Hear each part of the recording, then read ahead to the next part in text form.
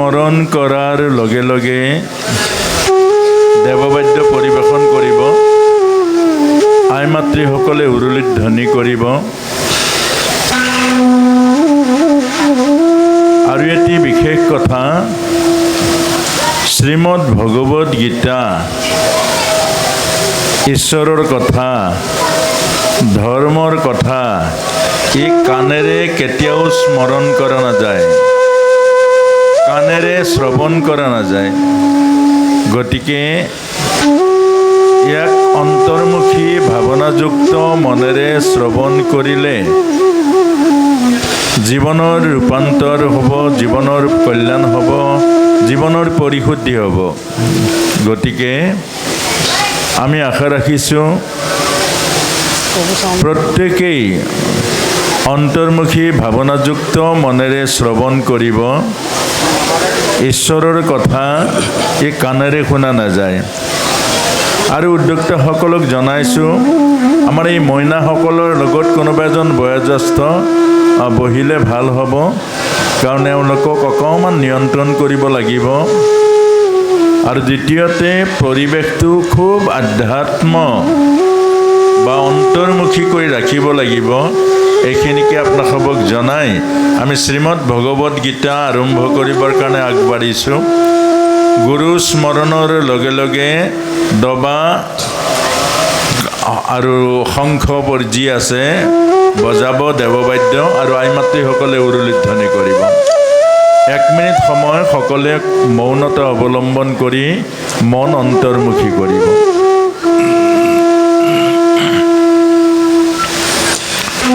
হৰি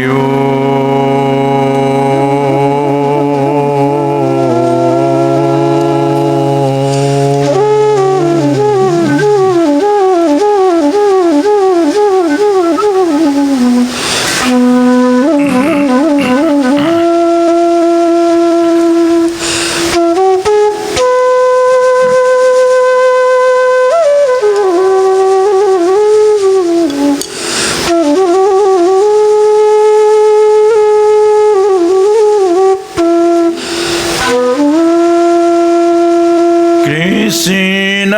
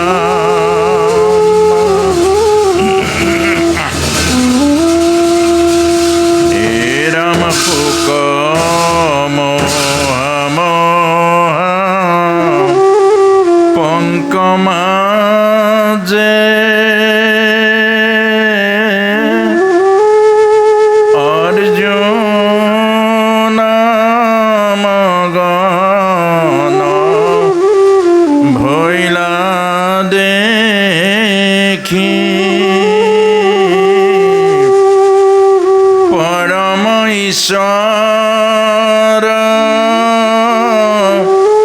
দৈৱকী নন্দন নন্দন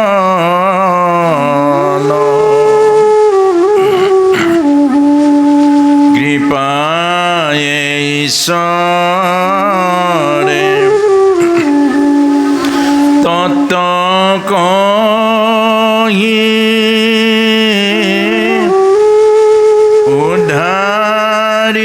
উদ্ধাৰিলানি ভকতক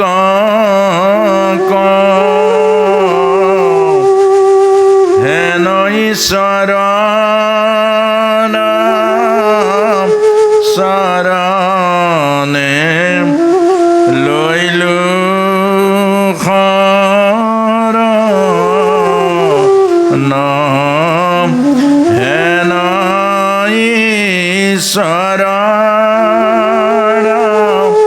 শৰণে লৈলো শৰণ।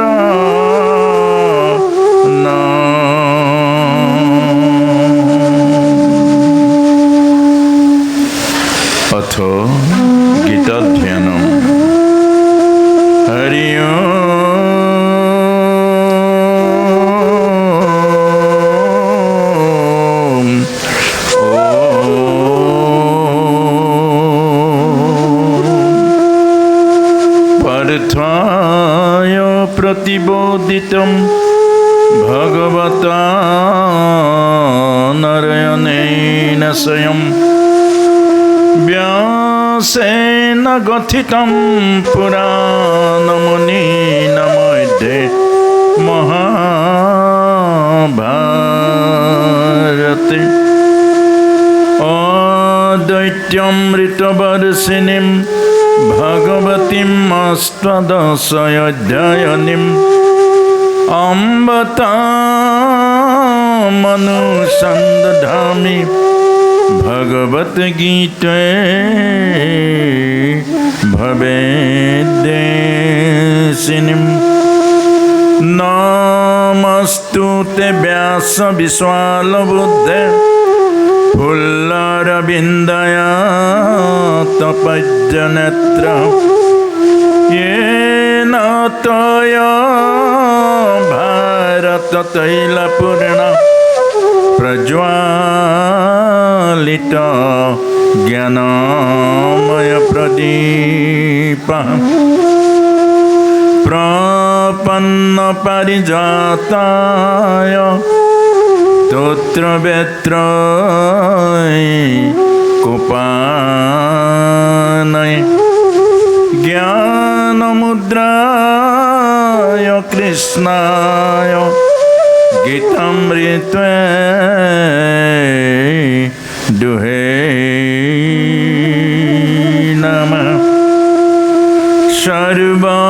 सर्वोपनिषदो गावो दुग्धा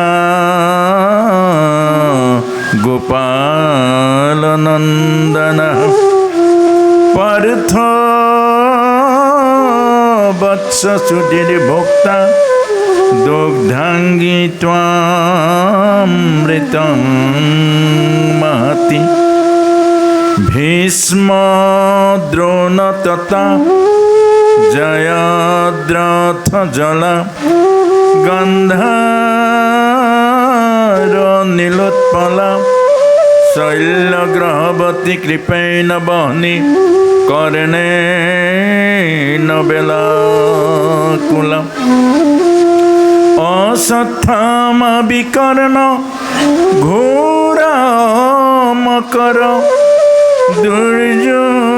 दुर्योधनाय वर्तिनीं सोतीर्णा खलु पाण्डवै रणनदी कैवर्तक केशव पराशय्यवशः सरजाममलं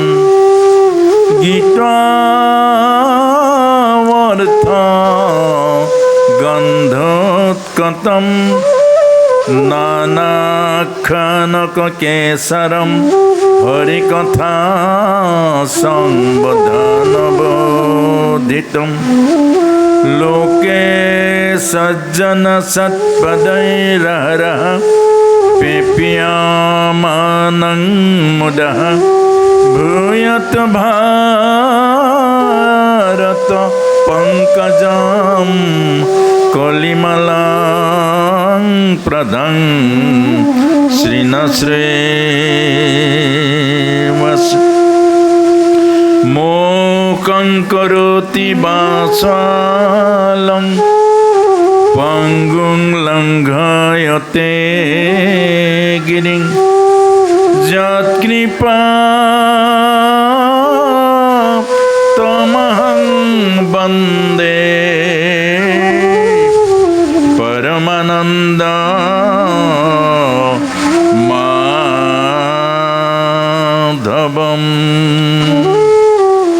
यं ब्रह्मा वरुणेन्द्र रुद्र मरुतस्मनन्ति दिव्यैस्तवै वेदै संगपादो क्रमोपनिषदै गायन्ति यं स्वमागः ध्यानवस्थित तद्गते न मनसा পশ্যন্তি যোগিনো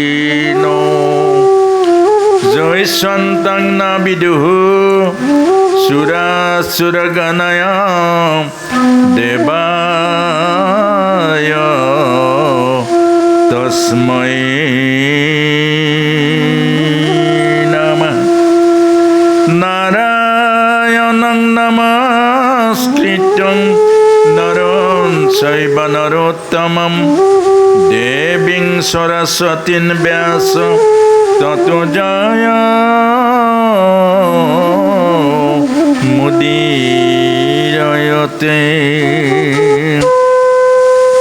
শ্রীকৃষ্ণায় বাসুদেবায় হরয়ে পরমাত্মনে প্রণত ক্লেশনাশায় শ্রী গোবিন্দায় নমো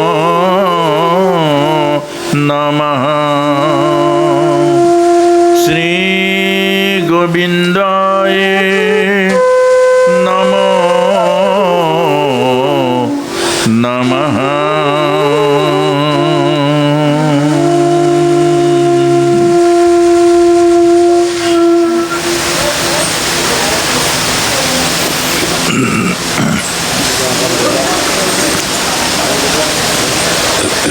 আজি ইতিহাস প্ৰসিদ্ধ শিৱসাগৰৰ এখনি ঐতিহ্যমণ্ডিত জোলাগাঁৱৰ শ্ৰীমন্ত শংকৰ গুৰুজনাই নিৰ্গুণ ধামৰ পৰা সগুণ বৈকুণ্ঠ নমানি অসমীয়া জাতিক দিয়া মহাসম্পদ নামঘৰত আমাৰ জাতিৰ ধৰ্মৰ আৰু সভ্যতাৰ সংস্কৃতিৰ ভৱিষ্যত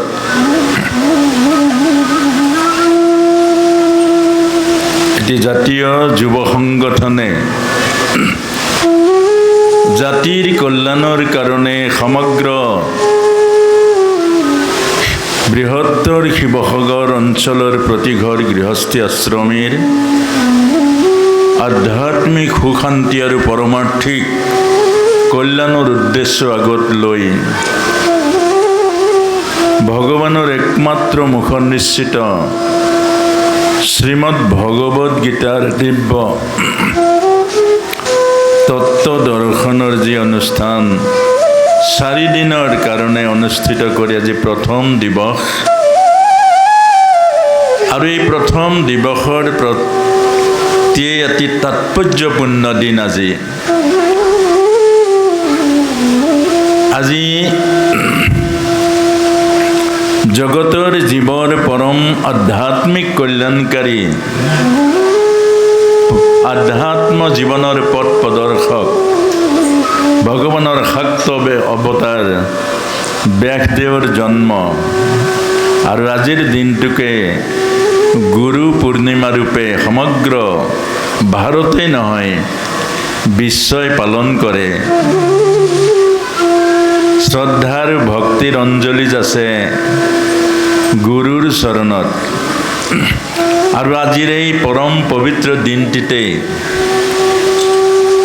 এই 4 দিনা শ্ৰীমদ ভগৱদ গীতাৰ তত্ত্ব দৰ্শনৰ পবিত্ৰ অনুষ্ঠানত সমবেত হোৱা এই জাতীয় যুৱ সংগঠনৰ সভাপতি সম্পাদক প্ৰমুখে কেন্দ্ৰীয় সমিতিৰ বিষয়ববীয়া সমস্ত আৰু এই গাঁৱৰ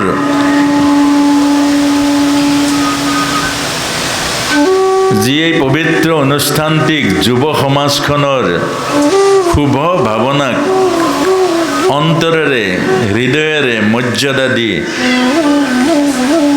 এই অনুষ্ঠানটিক এই পবিত্ৰ গাঁওবাসীৰ সহযোগত অনুষ্ঠিত কৰিবৰ কাৰণে সহযোগ কৰা এই গাঁৱৰ প্ৰতিজন শ্ৰদ্ধাৰ ভকত বৈষ্ণৱ আৰু গংগা সদৃশ পবিত্ৰ আই মাতৃ সমস্ত গাঁৱৰ যুৱক যুৱতীসকল সকলোলৈকে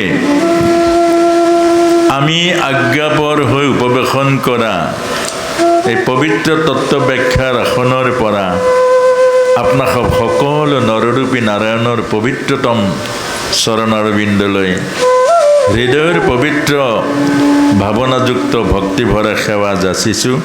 আপোনালোকে যেন সকলোৱে গ্ৰহণ কৰে।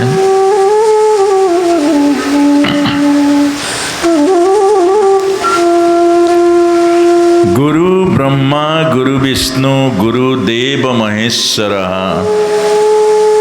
গুৰু সাক্ষাৎ পৰম ব্ৰহ্ম তস্मै শ্ৰী গুৰুবে নমঃ। ধ্যানমূলম গুৰুৰ মূৰ্তি পূজামূলম গুৰুৰ পদম মন্ত্ৰমূলম গুৰুৰ বাক্য মোক্ষমূলম গুৰুৰ কৃপা। অৰ্থাৎ পিতৃ মাতৃ আমাৰ দেখা শৰীৰ জন্ম দিয়ে, পিতৃ মাতৃ আমাৰ পঞ্চভূতেৰে গঠন কৰা এই ভৌতিক শৰীৰটো জন্ম দিয়ে, কিন্তু গুৰুৱে আমাৰ আধ্যাত্মিক জীৱন গঢ়িতে জন্ম দিয়ে। সেইকাৰণেই গুৰু ব্ৰহ্মা। আমাৰ এই স্থূল শৰীৰৰ সিপাৰত আৰু এটি শৰীৰ আছে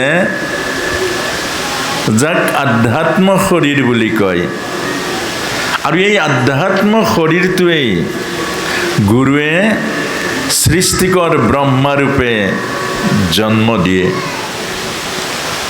আৰু কৈছে গুৰু বিষ্ণু, অৰ্থাৎ আমাৰ আধ্যাত্ম জীৱনটো প্ৰতিপালন কৰি পূৰ্ণ বিকশিত কৰি মানৱ জীৱনক মহাজীৱনলৈ উত্তৰণ ঘটোৱা যি গুৰুৰ কৃপা, আৰু সেই গুৰুৱে আমাৰ জীৱনটো প্ৰতিপালন কৰে।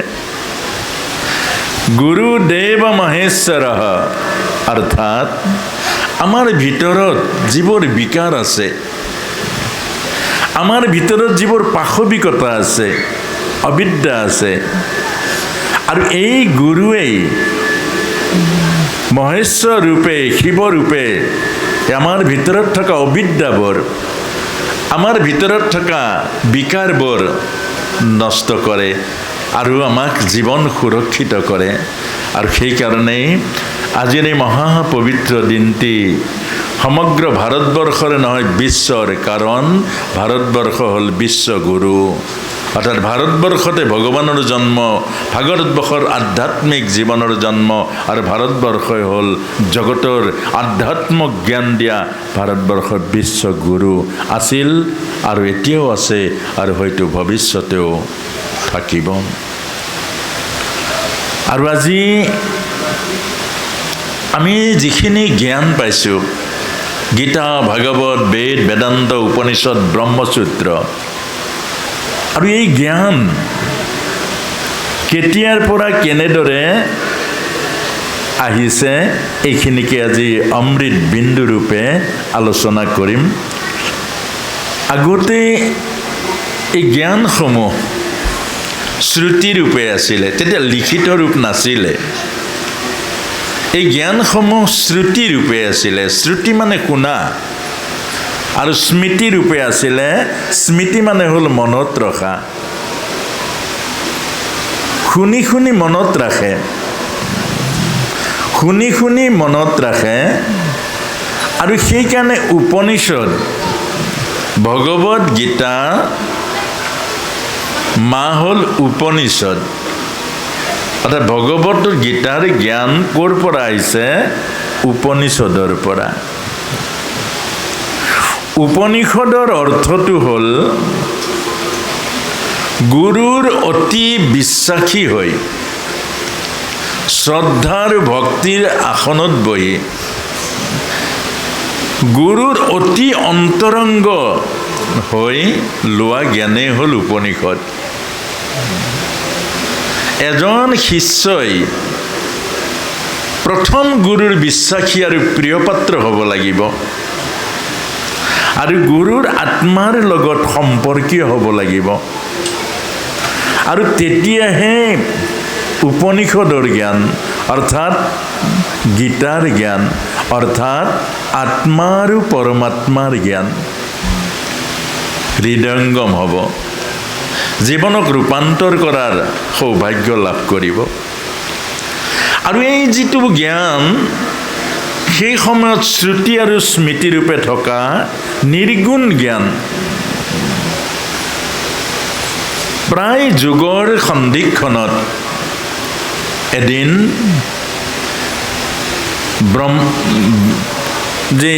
এই যে ব্যাসদেৱ সমাধিস্থ হৈ আছিলে আৰু সমাধিস্থ হৈ থাকোঁতেই তেতিয়া ব্যাসদেৱৰ এই সমাধিযুক্ত অৱস্থাত এই জ্ঞানসমূহ হৃদয়ত প্ৰৱেশ কৰিলে তেতিয়া সমাধি যেতিয়া খণ্ডিত হ'ল তেতিয়া ব্যাসদেৱে এই জ্ঞানবোৰ দেখিলে এইবোৰতো কলিযুগৰ সকলোতকৈ কল্যাণকাৰী জ্ঞান হ'ব এইবোৰ জ্ঞানৰ দ্বাৰা কলিযুগৰ মানুহে জীৱনক মহাজীৱনৰ কৰিব পাৰিব জীৱন গঢ়িব পাৰিব জীৱনক সুন্দৰ কৰিব পাৰিব আৰু কলিৰ শেষত যিটো সত্য আৰু এই সত্য যুগৰে বীজ হ'ব তেতিয়া ব্যাসদেৱে চিন্তা কৰিলে যে এইসমূহ জ্ঞান এক শ্ৰুতি আৰু স্মৃতি শুনা আৰু মনত ৰখা এইটো কেতিয়াও সম্ভৱ নহ'ব কাৰণ কলিযুগৰ মানুহৰ মন অবিদ্যাৰ অস্মিতাৰে ভৰা হ'ব কলিযুগৰ মনৰ মাজত মানুহৰ স্থায়িত্ব নাথাকিব কলিযুগৰ মানুহৰ মন চঞ্চল হ'ব অবিদ্যাৰূপী অজ্ঞানতা বৃদ্ধি হ'ব তমগুণত আচ্ছন্ন হ'ব গতিকে এই জ্ঞানসমূহ কলিৰ যুগৰ মানুহৰ বাবে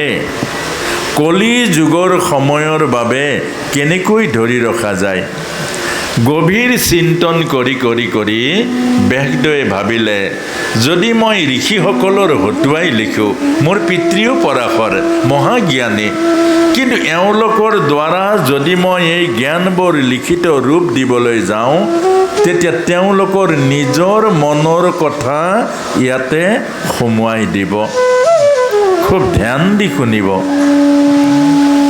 যদি মোৰ পিতৃ পৰাশৰকে আদি কৰি মহান মহান ঋষিৰ হতুৱাই মই সমাধিত লাভ কৰা এই জ্ঞানসমূহ যদি মই লিখিত ৰূপ দিওঁ তেতিয়াহ'লে তেওঁলোকে নিজৰ কথা নিজৰ চিন্তা নিজৰ বিবেক আৰু বুদ্ধিৰ যিটো ফচল ইয়াত সোমাই দিব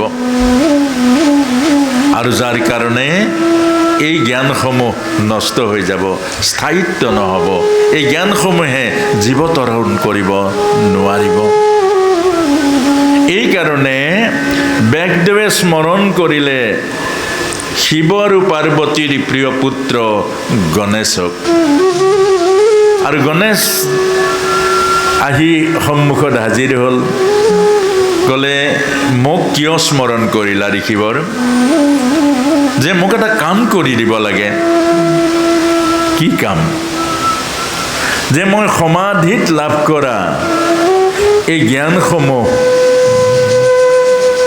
কলি যুগৰ মানুহৰ কাৰণে লিখিত ৰূপ দিব লাগে তেতিয়া ক'লে যে লিখিত ৰূপ দিবৰ কাৰণে মই পাৰিম কিন্তু এটা চৰ্ত তুমি মানি ল'ব লাগিব যদি এটা চৰ্ত মানি লোৱা তেতিয়াহ'লে মই তোমাৰ কামটো সমাধা কৰি দিম বোলে কি চৰ্ত যে মোৰ কলম ৰ'ব নোৱাৰিব মোৰ লিখনি ৰ'ব নালাগিব মোৰ লিখনি যদি ক'ৰবাত ৰৈ যায় মনত ৰাখিবা তোমাৰ লিখা আধৰুৱা হ'ব মই আৰু তাত একখনো নৰম ব্যাসদেৱে শেষত গৈ মানি ল'লে মানি লৈ ক'লে ঠিক আছে তোমাৰ চুক্তি মই মানি লৈছোঁ কিন্তু মোৰো এটা চৰ্ত আছে এই মোৰ চৰ্তটো তুমি মানিব লাগিব বোলে কি চৰ্ত যে তুমি বুজি নোপোৱাকৈ কোনো শ্লোক লিখিব নোৱাৰিবা। মই যিখিনি শ্লোক কম আৰু তুমি কিন্তু নুবুজাকৈ লিখিব নোৱাৰিবা। এই দুইটাই চৰ্ত আমাকো কৈছে। আজি যিখিনি ব্যাখ্যা হ'ব বক্তাই বুজি পাব লাগিব, আৰু আজি যিখিনি ব্যাখ্যা হ'ব শ্ৰোতাই বুজিব লাগিব। এইটোৱে শাস্ত্ৰৰ নিয়ম, এইটোৱে শাস্ত্ৰ শুনা আৰু কোৱা, এইটোৱে নিয়ম। এজন বক্তাই যদি মুখস্থ মাতি কয় তাৰ তত্ত্ব আৰু গভীৰতা নুবুজে, সেই কথাৰ অৰ্থ আৰু পৰমাৰ্থ নাথাকে। এজন শ্ৰোতাই যদি অকল কাণেৰে শুনে, তাক মথন নকৰে, সেই শ্ৰৱণে জীৱনৰ ৰূপান্তৰ নকৰে। দুইটাই অৰ্থ নাথাকে। বছৰ বছৰ শ্ৰৱণ কৰিলেও কাণেৰে জীৱনৰ ৰূপান্তৰ নহ'ব। বছৰ বছৰ ব্যাখ্যা কৰিলেও জীৱনৰ আধ্যাত্ম কল্যাণ আৰু সেৱা নহ'ব, যদিহে এই দুইটা তত্ত্ব গ্ৰহণ নকৰে। আৰু সেই ব্যাসদেৱে সমাধিলব্ধ ব্যাসস্য সমাধি ভাষা, ব্যাসদেৱৰ সমাধিলব্ধ এই শ্ৰীমদ ভগৱত গীতাৰ এই মহান ভাৰতীয় দৰ্শন, ভাৰতীয় শাস্ত্ৰসমূহ, যি জীৱন গঢ়িবৰ কাৰণে, জীৱনক সুন্দৰ কৰিবৰ কাৰণে, জীৱনক মহাজীৱনলৈ উত্তৰণ ঘটাবৰ কাৰণে আমি সৌভাগ্যৱান ভাৰতীয় লাভ কৰিছোঁ। সেইকাৰণে সন্তসকলে কয় যে মানৱ জন্ম পোৱাটো বৰ দুৰ্লভ, বৰ দুৰ্লভ। 84 লক্ষ জনীৰ অনন্ত কোটি জন্মৰ মহা পুণ্যৰ ফলত এটা জীৱই মানৱ জনী পায়। স্থাবৰে বিংশতি লক্ষকম, স্থাবৰ জনীত 20 লক্ষ বাৰ। এই গছবোৰ যে দেখিছে, তৃণ তৰুবোৰ যে দেখিছে, এইবোৰ স্থাবৰ জনী, মূৰটো তলফালে আছে। এই স্থাবৰ জনীত জন্ম পোৱা প্ৰতিটো জীৱৰ মূৰটো তলফালে আছে। সেইকাৰণে জীয়াই থাকে, অনুভৱ আৰু অনুভূতি নাই। জীয়াই থাকে, জীৱনৰ সুখ নাপায়, জীৱনৰ ৰং নাপায়, আৰু জীয়াই থাকে ঠাণ্ডা গৰম একো বুজি নাপায়। কেলে? মূৰটো তলফালে আছে। আৰু এই তলৰ পৰা মূৰটো ওপৰ কৰিবৰ কাৰণে, এই মাটিত পোত গৈ থকা, স্থাবৰ জনীত পোত গৈ থকা এই মূৰটো ওপৰ কৰিবৰ কাৰণে, মানৱজনী পাবৰ কাৰণে এটা এটা জীৱই 84 লক্ষ জনীৰ অনন্ত কোটি জন্ম বহুত কষ্ট কৰিব লাগে। আৰু সেই মহা কষ্ট, মহাপুণ্যৰ ফলত এজন মানুহ জন্ম পায়। আকৌ কৈছে, মানুহ জন্ম পোৱাটো যদিও সহজ, ভাৰতবৰ্ষত জন্ম পোৱাটো মহাপুণ্য লাগিব। কেলে? এই ভাৰতবৰ্ষ হ'ল দেৱতাৰ কৰ্মভূমি, ঈশ্বৰৰ লীলাভূমি। এই ভাৰতবৰ্ষৰ প্ৰতিটো কৰ্মই দৈবিক কৰ্ম, মনত ৰাখিব। কৃষ্ণ বুলিহে আমি কাম কৰোঁ। আনকি ডক্তৰেও এটা ভগৱত চিন দিহে প্ৰেছক্ৰিপশ্যন লিখে। এয়াই ভাৰতবৰ্ষৰ সংস্কৃতি। ভাৰতবৰ্ষৰ জন্ম পোৱা প্ৰতিজন মানুহে বুকুৰ মাজত কৃষ্ণক লৈ আহে, বুকুৰ মাজত ৰামক লৈ আহে, বুকুৰ মাজত আধ্যাত্মিক সংস্কৃতি লৈ আহে। গীতা ভাগৱত আমাৰ জীৱন আৰু আত্মাৰূপে ভাৰতবৰ্ষত জন্ম পালে লাভ কৰে। সেইকাৰণে সন্তসকলে কৈছে যে ভাৰতবৰ্ষত জন্ম পোৱাটো বহু পুণ্য লাগিব, দেৱৰ দুৰ্লভ। ব্ৰহ্মাই বাঞ্ছা কৰে ভাৰতবৰ্ষত মানুহ জন্ম পাবৰ কাৰণে। আকৌ সন্তসকলে কৈছে তাতকৈও মহাভাগ্য, তাতকৈও মহাভাগ্য কি? সৎসংগ। তাতকৈও মহাভাগ্য হ'ল সৎসংগ। নাৰদ মুনিয়ে শ্ৰীমদ ভাগৱতত কৈছে, 4 মাহ 5 বছৰ বয়সৰ বালকে 5 বছৰ বয়সৰ বালক অভিশপ্ত আত্মা আছিলে। প্ৰথম আছিলে গন্ধৰ্ব, অভিশপ্ত হৈ দাসীৰ গৰ্ভত জন্ম পালে। 5 বছৰ বয়সত 4 মাহ সৎসংগ পালে, 4জন সন্তৰ আশ্ৰয় পালে। 4 মাহ মাত্ৰ, 5 বছৰ বয়সত। আৰু সেই 4 মাহৰ সৎসংগই ব্ৰহ্মাৰ মানস পুত্ৰ হৈ নাৰদ ৰূপে দিব্য জীৱন পালে। এয়া সৎসংগ, এয়া সৎসংগ। আৰু সেইকাৰণে আমাক কৈছে যে সৎসংগ দেৱৰ দুৰ্লভ, যাক দেৱতাই নাপায়। আৰু সৎসংগই, আৰু আমি আজি সৎসংগৰ সৌভাগ্য লাভ কৰিছোঁ। এতিয়া সৎসংগ মানে কি বাৰু? য'ত আত্মাৰ আলোচনা হয়, য'ত পৰমাত্মাৰ কথা হয়, য'ত আত্মা আৰু পৰমাত্মাৰ আলোচনা হয়, যি স্থানত আত্মা পৰমাত্মাৰ সাধনা হয়, যি স্থানত আত্মা আৰু পৰমাত্মাক পোৱাৰ জীৱন ব্ৰত হয়, সেই স্থানেই হ'ল সৎসংগ। আৰু সেই সান্নিধ্যই হ'ল সৎসংগ। অসৎসংগ, য'ত দেহৰ কথা আলোচনা হয়, য'ত খোৱা লোৱা, দেহৰ সুখ সুবিধা, দেহৰ ভোগবিলাক, এইটো অসৎসংগ। সতৰ অৰ্থ হ'ল স্থায়ী, আগতেও আছিল, এতিয়াও আছে, ভৱিষ্যতেও থাকিব। এই সতেই হ'ল আত্মা। অসৎ মানে হ'ল দেহটো, আগতেও নাছিল আৰু এতিয়াও নাই, এদিন নাথাকিব, এতিয়াও নাই। এই 5 বছৰীয়া শৰীৰটো কেনি গ'ল? নাই। তাৰ পাছতে শৈশৱৰ শৰীৰটো কেনি গ'ল? নাই। যৌৱনটো এদিন কেনি যাব? নাই। আৰু এদিন এই শৰীৰতে চব হেৰাই যাব। যৌৱন হেৰাব, শৈশৱ হেৰাব, শিশুৰ মুখৰ সুন্দৰ হাঁহি হেৰাব, আৰু এদিন এই শৰীৰটো শ্মশানত যাব। গতিকে এই শৰীৰটোৰ স্থায়িত্ব নাই। ইয়াকে কৈছে অসৎ সংগ। অসৎ মানে অস্থায়ী, সৎ মানে স্থায়ী। গতিকে আজি এনেকুৱা এটা পবিত্ৰ দিন, আৰু এই পবিত্ৰ দিনটোতেই আমাৰ সকলোৰে ভৱিষ্যত, যুৱ সমাজখনে আমাৰ ভৱিষ্যত। গাড়ী মটৰ প্ৰগতি এইবোৰ ভৱিষ্যত নহয়। ভাৰতবৰ্ষৰ প্ৰধানমন্ত্ৰীক এজন সন্তই প্ৰশ্ন কৰিছিল যে ভাৰতবৰ্ষৰ যে বিশ্বগুৰু, ভাৰতবৰ্ষই যে বিশ্বক শিক্ষা দিব, ভাৰতবৰ্ষ যে বিশ্বৰ নমস্য হ'ব, তাৰ কাৰণে কোনে দায়িত্ব ল'ব? এই দায়িত্ব ল'ব লাগিব যুৱ প্ৰজন্মই। কিন্তু ভাৰতবৰ্ষৰ যুৱ প্ৰজন্ম ইমান দ্ৰুত গতিত চৰিত্ৰহীন হৈছে, ব্যক্তিত্ববোৰ নষ্ট হৈছে।